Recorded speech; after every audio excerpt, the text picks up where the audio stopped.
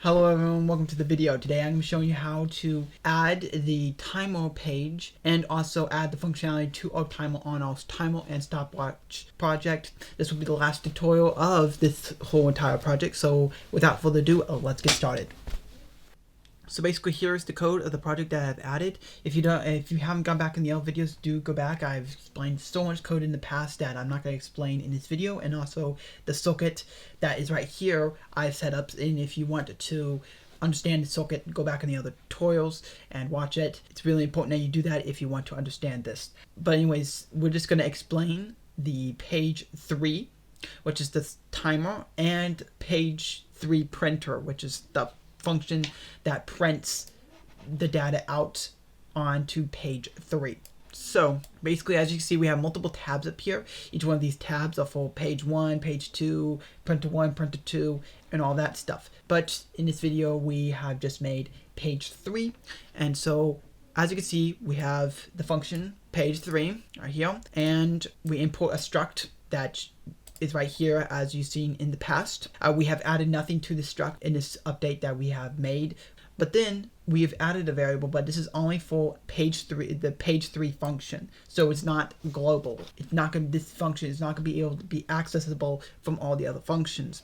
And this is timer on or off. So this will tell us if the timer is on or off, because we're going to be able to play or pause the timer. And then we just go ahead and go into the while loop, which the Arduino Terminator will stay in here until we break out and go back to the main page. So all we do is when we come to this function, we go ahead and just read button reader over and over again to see if we have done anything with the buttons, and if we have, then we do things with that information. And so now the next thing is we do if millis minus last millis 2 is greater than 500, then come into this statement. So basically, if you have looked at our past videos, you're going to know that this will give us the amount of time we have been out of this if statement. And we're going to see if that's greater than 500, which is a half a second. So as long as we are out of this if statement for a half second, then we're going to come back in here and do page 3 printer.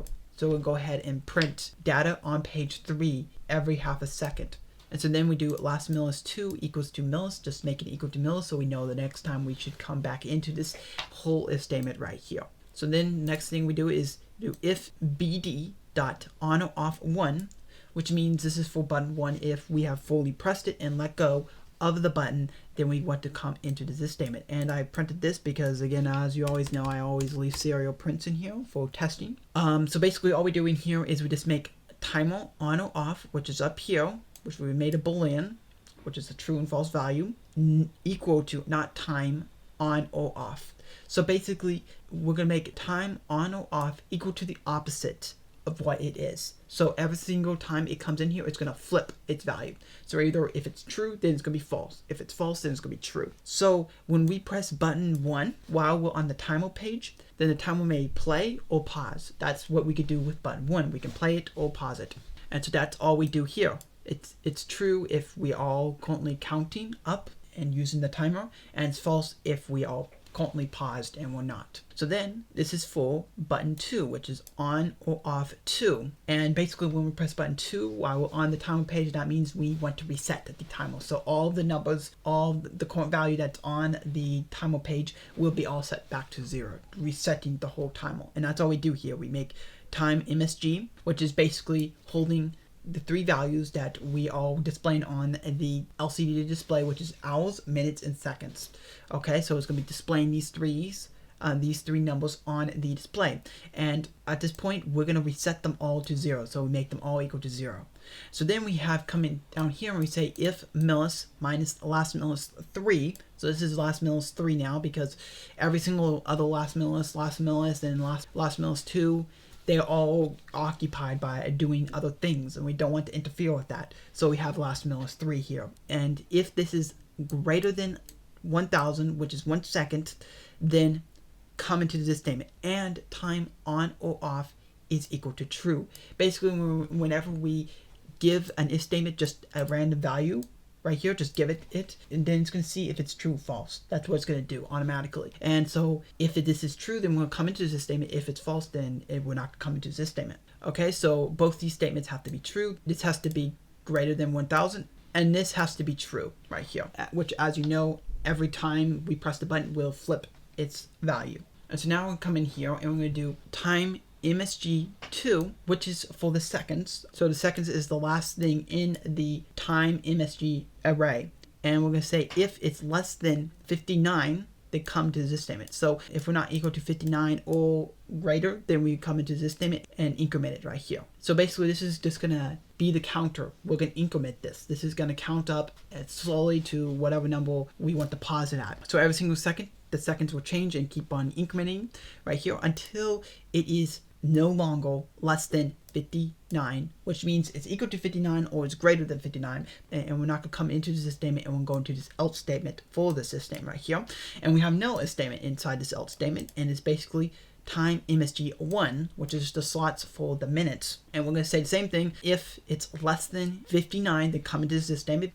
And in this else statement, we have time MSG1. We have if time MSG1, which is the slots for the minutes, is less than 59, then we come into this statement, And if this is less than 59, then we make time MSG2 equal to 0. Because we came into this else statement because time MSG is equal to 59, because time MSG2 is equal to 59. So now we need to make it equal to 0, because now we're going to be incrementing time MSG1, which is the minutes.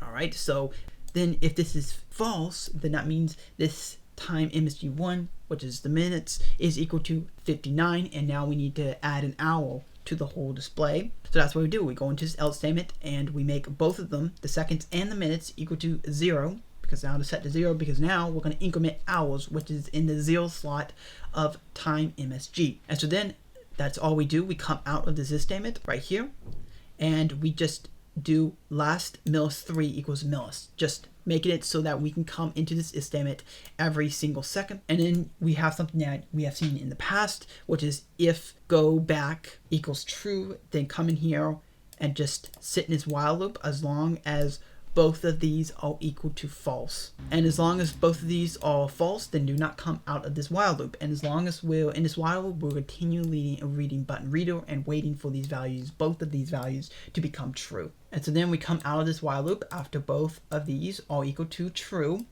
And then we break out of this whole entire while loop right here, which is the main while loop of the whole entire function, which is page 3. And then we'll come down here and return BD. And we go back to the main page, because as you may know from the past tutorials, to go back to the main page, we press both of the buttons at the same exact time. Now, what are these right here? This is to make it so that on or off, 1 or 2 not equal to true when we go back in and read the button reader again. So that's all we do, that we just refresh that, because the button reader may switch these to true, and it's not going to switch it back to false. So basically that is the code. So now we can go ahead and see our project in action. Okay, so now here's the project, and as you can see, we have timer and stopwatch. And so what we're going to do is we're going to go ahead and press button 1 to start the cursor, and the cursor will start blinking at timer. But we have updated the stopwatch page in this video, so we'll go ahead and go and press the button again so that the cursor is selecting at stopwatch. Then we're going to go ahead and press the second button, and this is going to bring us to the stopwatch page. Now I know the text is probably kind of difficult to see on the camera, but you can see that we have 3 zeros, which represents seconds, minutes, and hours, and then we have the name stopwatch on top of them. And if we go ahead and press button 1, this should start the timer. As you can see, the seconds start counting up, and as we go to the minutes, it will start incrementing minutes, and then the hours, and so on. We can also pause it by pressing the same button, button 1 again, and as you can see, it pauses to 11 seconds. Then we can play it again, and it continues on. And then we can also clear it with pressing the second button. And as you can see, it goes back to 1 or goes back to 0. And also we can go back to the main page by pressing both the buttons at the same time, like this. And there we go, we're at the main page. So basically guys, that's the project. If you like this video, consider giving this video a like. Also comment down below if you have any questions, and consider subscribing if you want to see more content like this. Thank you everyone, have a great day, bye.